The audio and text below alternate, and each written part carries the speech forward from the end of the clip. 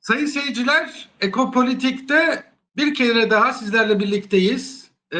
Bu bölümde İran'daki gelişmeleri ele alacağız. İran içerisinden bir bakışla, bir perspektifle konuları değerlendirmeye çalışacağız. Konuğumuz Hamit Hüsrev Şahi, kendisi Subhi Tebriz gazetesinin baş editörü. Aynı zamanda daha önce helikopter kazasında vefat etmiş olan İran Cumhurbaşkanı reisiyle beraber aynı helikopterde vefat eden valinin yardımcılığını yapmış, o dönem yardımcılığını yapmış bir isim. Ama şu anda Subhi Tebriz adlı gazetede baş editörlük yapıyor. Yayınımıza hoş geldiniz Hamit Bey. Çok sağ olun. Selamünaleyküm, merhaba. Tam kardeşlerime, izleyicilere selamlıyorum. Ben İran'dan, Tebriz şehrinden gazeteciyim. Subhi Tebriz gazetesinin geçmiş baş redaktörü oldukça ve Tebriz gazetesinin redaktörü olmuşum. Evet, yayınımıza hoş geldiniz diyoruz. Hamit Bey, şu soruyla başlamak istiyorum. Özellikle bu son süreçte, yani 13 Haziran'da başlayan İsrail saldırıları sonucunda beklenmedik bir gelişme yaşadık. Aslında beklenmedik derken konuyu yakından takip eden gazeteciler, uzmanlar az çok bunu öngörebiliyordu. Ama tabii ki medyadan uzaktan takip edenler, İran'ın iç denklemlerini, dengelerini bilmeyenler için sürpriz oldu. İran yönetimiyle halkı arasında, hatta muhalifler arasında bir yakınlaşma yaşandı. Yani yönetime çok ciddi eleştiriler getirenler bile İsrail saldırıları karşısında yönetimin yanında, İran İslam Cumhuriyeti'nin yanında yer aldılar. Bu önemli bir gelişmeydi. Bundan sonraki süreçte halkla kurulan bu ilişki daha da ileri noktalara götürülüp mesela bir takım eksikliklerin giderilmesi, daha özgürlükçü bir yaklaşım sergilenmesi gibi durumlar söz konusu olacak mı? Halkla başlatılan bu diyalog sürecek mi? Buradan başlayalım istiyorsan. En çok merak edilen soru da bu. Evet. Siz bilirsiniz ki 40 yıldan önce, bir 50 yıla yakın İran İslam Cumhuriyeti'nin, İran İslam devriminden sonra İran ve ABŞ'la, Amerika'yla, İran ve İsrail'le mütelif sahelerde gizli bir savaş var imiş. Bu gizli bir şey değil. İran halkı 40 yıldır ki bu savaşın yolunu gözlüyor, bekliyor. Ama şimdi bu zaman bu operasyon, bu askeri operasyon başlaması ve iki nükleer silahı olan, bomba olan ülkenin bir nükleer silaha sahip olmayan ülkeye bir saldırı yaptığını, bu zaman niye olduğunu biz konuşmalıyız. İran halkı şimdi bu zaman, bugün ateşkesten sonra böyle anlıyorlar ki halk arasında çatlak ve rejim değişikliği yaratmak yerine dünyanın dört bir yanındaki tam İranlılar, bazı muhalifler dahil bugün birleşipler. Bu birleştiklerini biz görürüz. Ve bu İsrail belə fikirləşirdi ki, operasyon yapanlar belə fikirləşirdilər ki, bir iki gün savaştan sonra İran'ın caddelerinde, sokaklarında İran halkı gelip ve deyir ki, İran İslam Cumhuriyeti'ni biz istemiyoruz ve İsrail'in adamlarını, ABŞ'ın istediklerini istiyoruz. Siz bilirsiniz ki bir İran'ın eski şahının bir oğlu var. Pəhlevi, Rıza Pəhlevi adlı. Bu operasyonun bir hissesi bu idi ki, biz İran'da sokakları alacaq, İran'ın generallarını, hayatını kaybedeceğiz. Ondan sonra İran'ın siyasi adamlarının hayatını kaybedeceğiz. İran'ın hükümeti hükumi yerlerini, bakanlıklarını alacak Tahran'da ve bir hafta, 2 hafta sonra bu bizim adamımız bu Pəhlevi gelip ve prezident olacak, başbakan olacak. Ondan sonra hangi İran'a? Bu da yapılmıştı ki İran parçalanacak.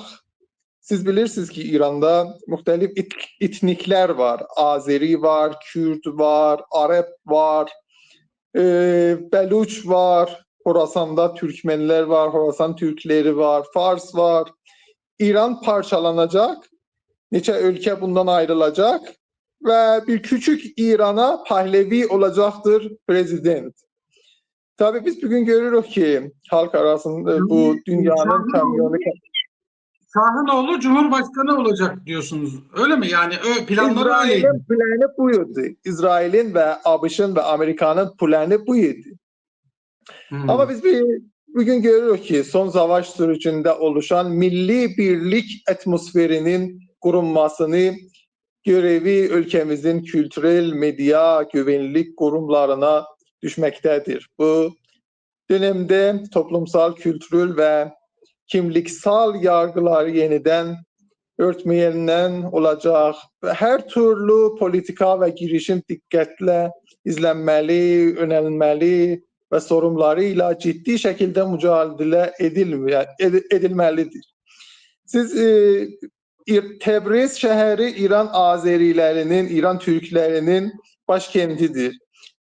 Böyle tahmin vurulur ki 30 milyona yakın İran'da Türk vardır. Bunlar Təbriz birinci günden askeri saldırılar altında oldu. Təbriz havalimanı bugün bombalarla bombalanıp ve bugün mümkün değil uçak gelsin, otursun ve kalksın. Təbrizin askeri yerlerini bunlar bombaladılar evvel birinci günler ve belə fikirləşirdilər ki İran etnikleri, Azeriler, Türkler de diyecekler biz İran'la değiliz, biz ayrıyıq.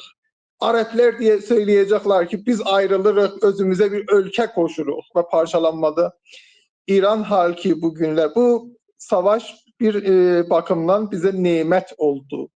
İran halkına bir nimet oldu ve o ihtilaflar İran'da mütelif insanlar yaşıyor. Sağcı var, solcu var, Müslüman var, Hristiyan var, hicaplı var, hicapsız var.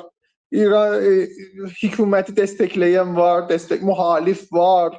Tabii ki bugünler savaş beraberinde İran'da videolar vardır. Instagram'da, TikTok'ta yayılır.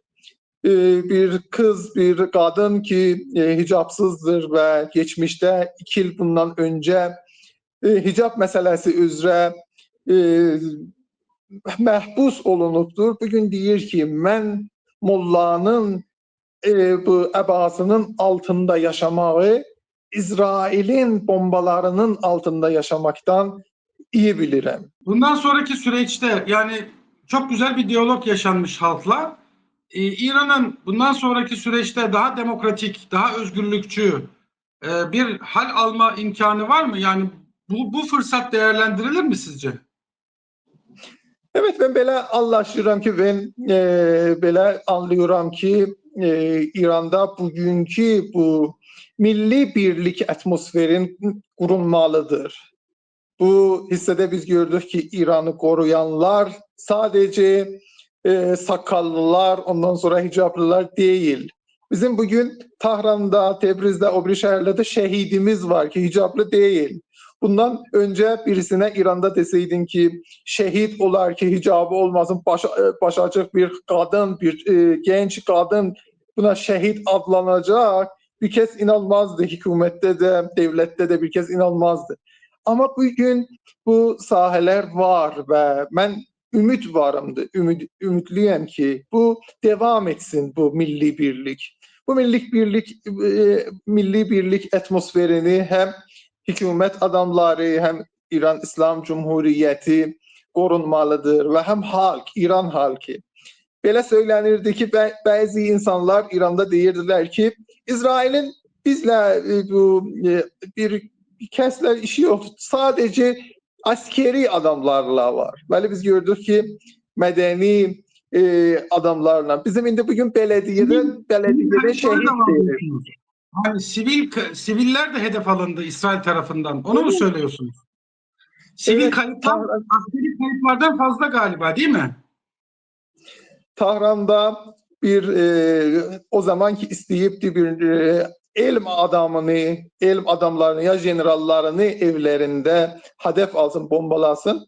Bir 14 katlı binanı vuruptu ki orada 40-50 nefer şehit olup hayatını kaybedip çocuk var, kadın var, muhalif var, ondan sonra hicaplı var, hicapsız var. Tebriz'de 7 yaşında çocuk hayatını kaybetti bu saldırılarda. Annesini ben gördüm, konuştum annesiyle. Bu İran halkı bugün gördü ki sadece İsrail'in saldırıları, ABD'ın saldırılarında tekçe mollalar, ondan sonra ahımlar değiller, askeri adamlar değiller. ABD dediğiniz ABD mi? Amerika Birleşik ABD. Devletleri'ni mi kastediyorsunuz? ABD. Tamam. Bugün gördüler ki bu unutmamalıdır ki Siyonist rejim gibi bir düşmanla yapılan ateşkes tehdidin sonu değil. Karma savaşın daha karmaşık bir öresinin başlangıcıdır. Bu yeni evrede anlatı savaşı, aldama operasyonları ve hedefli suikastlar açık çatışmaların yerini alacaktır. Bu ateşkes hangi ateşkes? Bu İsrail hangi bir ateşkese kalıptı? Siyonist rejimin lügatında ateşkes operasyonlarının durması anlamına gelmez. Aksine sırf tolerans stratejisinin devreye girmesi anlamına geliyor. Ve bu bir yeni devredir. Ben biraz da sormak istiyorum. 13 Haziran'da saldırılar başladıktan sonra yaklaşık olarak 12-13 gün boyunca 26'sında yanlış hatırlamıyorsam ateşkesi ilan edildi. Neler yaşadınız Tebriz'de? Mesela mesela Tahran'ı boşaltın tehdidi biraz Tahran'daki bazı insanları ürkütmüş görünüyor ve yani bazı Tahranlılar kitleler halinde şehirden ayrıldılar. Tebriz'de durum nasıldı? İnsanlar mesela daha sakin, soğukkanlı mıydı? Şehri terk etmek isteyenler oldu mu? Ekmek, su gibi gıda maddeleri bulabildiniz mi? Başka konularda sıkıntılar yaşadınız mı? Sizi duygulandıran insani olaylar yaşandı mı? Bunlardan biraz bahsedelim istiyorsanız. Evet, bir iki gün evvel oldu ki Tahran'dan, Tebriz'den gittiler özlerinin ata-baba köylerine, ondan sonra ayrı bir şehirlere gittiler. Ama 5.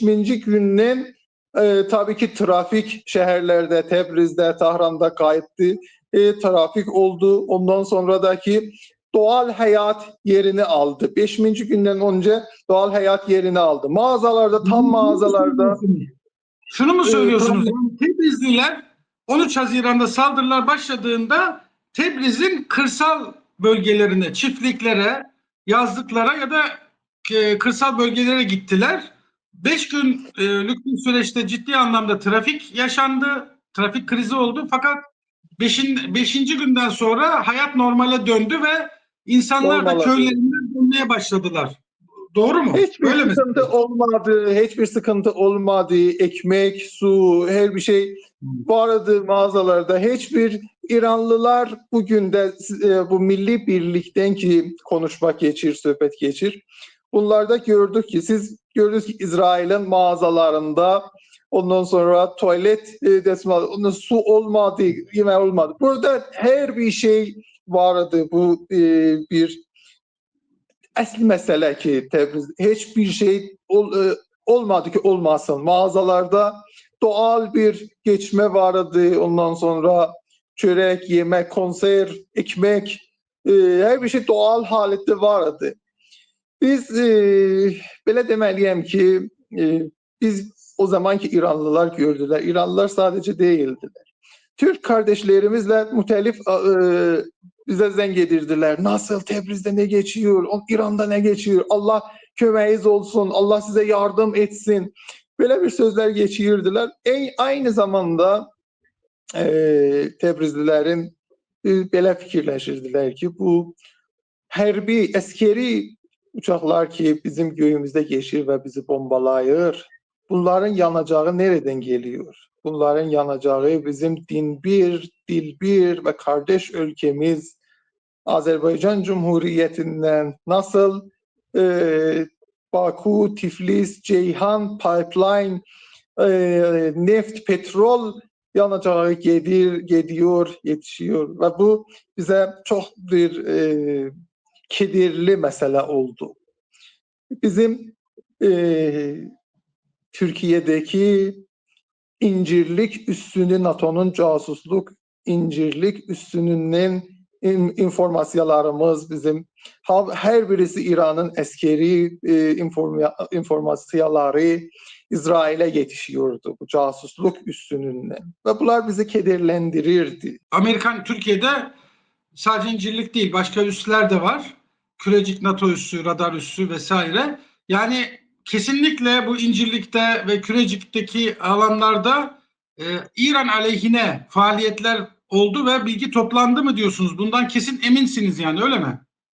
Evet, biz sadece İsrail'le bu muharebede savaşta dahil değildiz. Siz bilirsiniz ki Amerika ile, NATO ile, Avrupa ülkeleriyle diyebilirim ki bir gizli Arap ülkelerinin yardımıyla biz dahil olduk bu savaşa.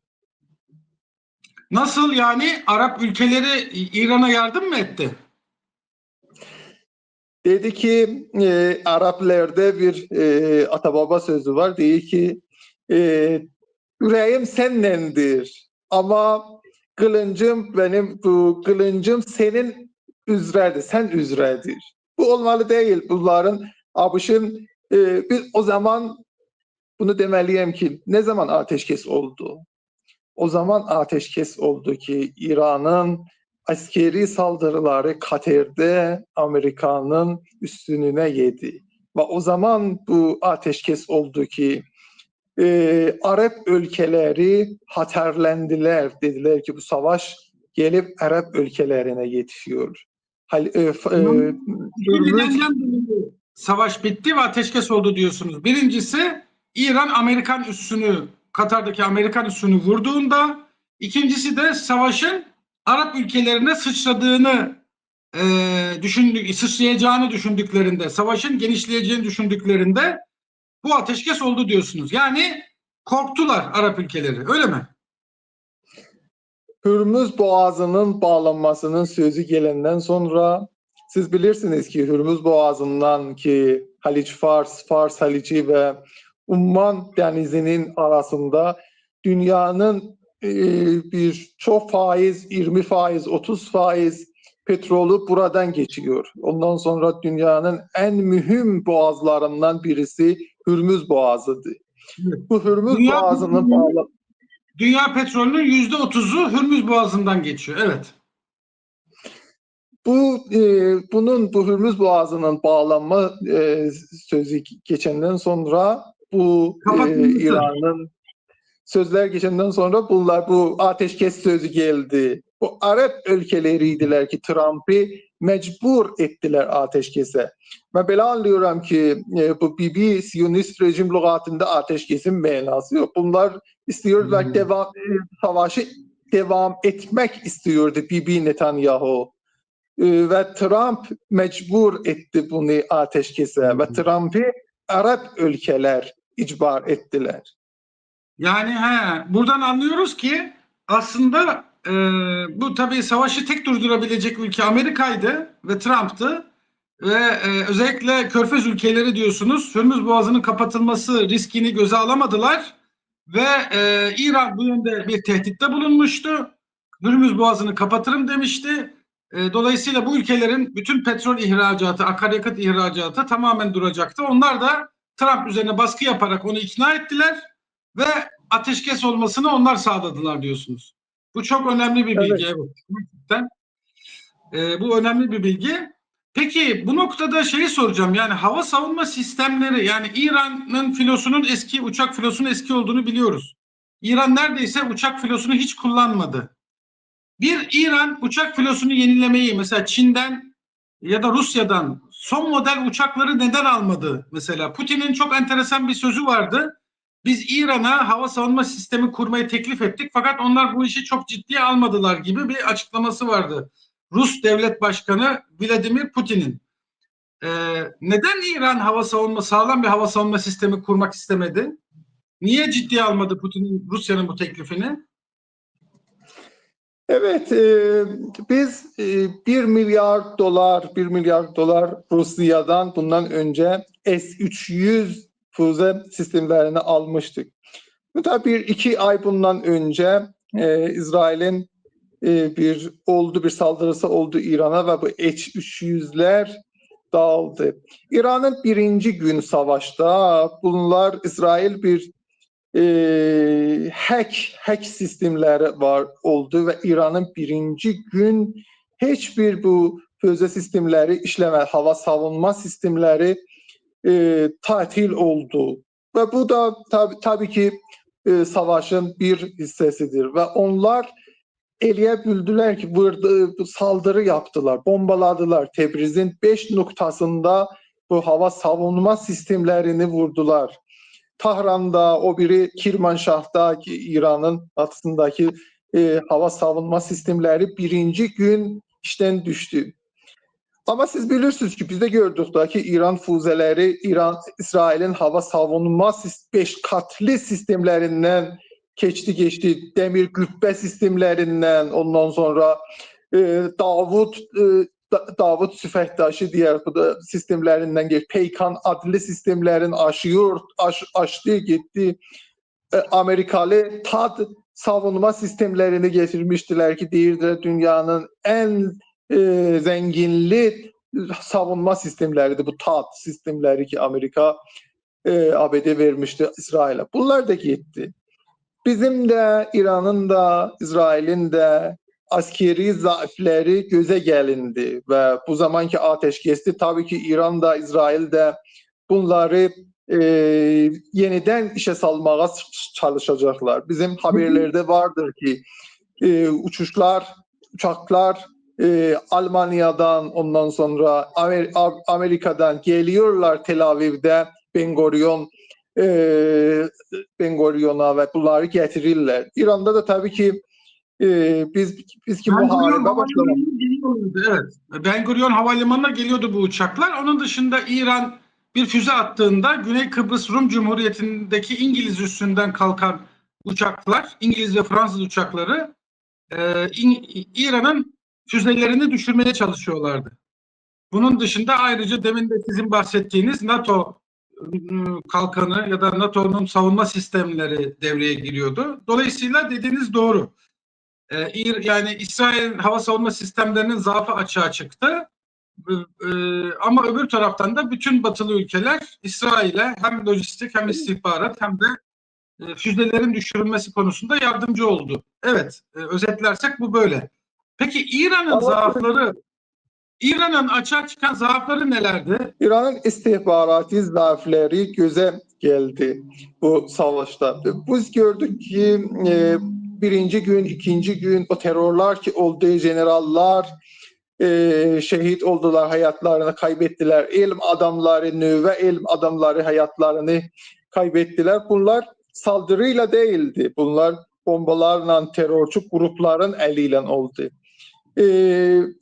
Siz bilirsiniz ki sanki Türkiye'de Kürt terörçü gruplar PKK gibi vardılar. İran'da da vardılar. İki mühim terörçü Kürt grup vardılar ki bugün Irak Erbil'indediler, parçalamak istiyorlar. Ve bunlar illerdiler ki bu silahları getirip İran'ın mütelif şehirlerinde gizletmiştiler. Burada gözaltından almışlar. Aynı zamanda Mücahidin Halk adlı münafikler grupları vardılar ki bir zaman 30 yıl Saddam tarafından desteklenipler. Ondan sonra şimdi bu zaman Fransa'da bunların ofisleri vardı ve bu zaman Almanya'dadırlar. bunları biliyoruz. Halkın mücahitlerini biliyoruz. PEJAK biliyoruz. Bunlar zaten aktif gruplar. Ama biz İran'ın zaaflarını konuşuyoruz. Yani İran şimdi bu zaafları gidermeye çalışacak mı? Mesela istihbarat zaafının önüne nasıl geçecek? Devrim Muhafızları Komutanı, Kudüs Gücü Komutanı Kaani vefat etti, öldürüldü, suikasta maruz kaldı. Yok, Kudüs gücü Fani şehit olmadı. General Selami şehit oldu. Hüseyin Selami şehit oldu, evet. O bilgiler doğru çıkmadı daha sonra galiba. Peki bunlar, yani bu istihbarat zaafı, bu hava savunma sistemi, Putin'in sözünü de aktardım. Biz İran'a teklif ettik ama İran çok ciddiye almadı diye. İran bu zaafların hem hava savunma sistemiyle ilgili hem istihbaratla ilgili zaaflarını nasıl gidermeyi düşünüyor? İran birkaç yıldır ki Rusya'dan SOHO askeri uçuşlar almak istiyor. Putin bunları İran'a vermiyor. Bu SOHO 35'leri istemek istiyor. Bizim tabii ki 30 yıldır ki askeri alışımız olmayıp bu iki sadece S-300'leri Rusya'dan almıştık. Hangi ülke hazırdır bugün İran'a askeri teslihat versin, satsın? Rusya eğer Putin düz söylüyor, Putin'in sözü düz olsa İran SOHO 35 bu askeri uçaklardan istiyor. Versin bugün, bismillah versin. Ondan sonra vermiyorlar. Bunlar da böyle doğru değiller bu sözler. Peki bu söz doğru değilse, bu söz doğru değilse Putin neden böyle bir şey söylesin ki? Yani kamuoyuna açık kameraların önünde bunu niye söylesin? Ki İran'ı müttefik olarak görüyor. İran'da Ukrayna Savaşı sırasında Rusya'yı destekledi. Şahit dronlarından verdi, insansız hava araçlarından verdi. İran çok yardım etti Rusya'ya. Rusya da İran'ı müttefik olarak gördü ve son Birleşmiş Milletler toplantılarında hep İran'ı destekledi Rusya. Yani üst düzey Ali Hamene'ye yönelik bir suikaste eğer girişirse İsrail, onu uyarıyoruz, sakın böyle bir şey girişmesin de dedi. Bunu da çok iyi hatırlıyorum.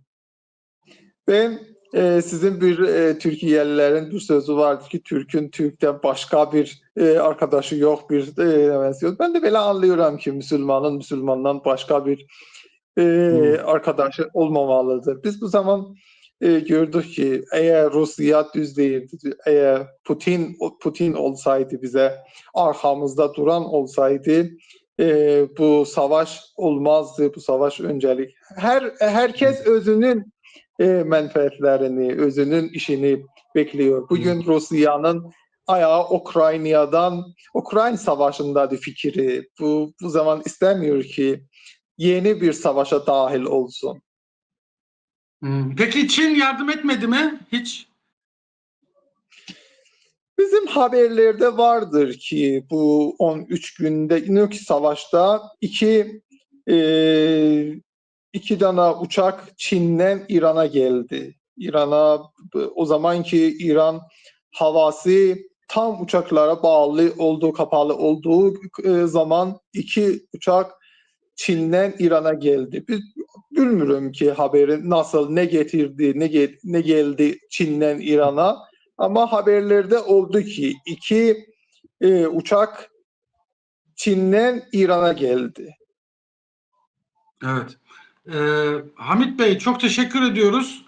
Yani biz aslında sorulacak çok fazla soru var. Benim de merak ettiğim çok fazla şey var. Fakat süremiz sınırlı, biliyorsunuz dijital çağda yani 20 dakikadan fazlası, yarım saatten fazlası seyredilmiyor. O yüzden bu röportajı kısa tutmak istiyorum. Başka da çaremiz yok çünkü bütün konuklarla böyle. Bize verdiğiniz bilgiler için çok teşekkür ediyoruz. Eğer son söylemek istediğiniz kısa bir şey varsa onu alalım. Ama biz belə anlıyoruz ki, ahır son durum olsun. Bu görüntüler ki görüldü Tel Aviv'den, Heyfa'dan. Bir kez bunların Tel Aviv, Heyfa, İsrail olmasını bilmeseydi. Diyerdi bəs Gazze, burası Filistin. Ama İran'ın füzeleri bu günler Filistinli kardeşlerimiz, tam Müslüman kardeşlerimizin yüreklerini sevindiriyor. Bu görüntüler o zamanki bir görüntü vardı Instagram'da, TikTok'ta yayıldı ki bir Filistinli çocuk kız değil ki Allahümme seddid remyehum. Allah bu füzeleri yerine oturt. Ben böyle anlıyordum ki bu füzelerin Tel Aviv'de oturması bunun duasıyla oturur. Ve bugün görürük ki dahi bu İsrail'in sınmamazlık görüntüleri sınıf Müslümanların fikrinde, sınıf Müslümanların gözlerindeki İsrail'e de füze yaptırmak olar. İsraillileri de 13 gece yer altında yatıtmak olar. Ve İsrail'in semasını 13 gece günüze çevirmek olar. Çok teşekkür ediyoruz Hamit Bey. Hamit Hüsrev Şahi sayın seyirciler bizlerle birlikteydi. Kendisi, tekrar hatırlatalım, Tebriz Gazetesi'nin eski genel editörü, genel redaktörü ve daha önce de bir helikopter kazasında vefat etmiş olan, reisiyle beraber vefat etmiş olan Vali Bey'in yardımcılığını o dönemde yapmış birisi. Bize çok kıymetli bilgiler aktardı Tebriz'den, neler yaşandığına dair, insani duruma dair, İranlıların o gün 13 Haziran'dan itibaren yaşadıkları insani durumlarla ilgili çok önemli bilgiler aktardı. Bir sonraki programda tekrar buluşmak dileğiyle şimdilik hoşça kalın.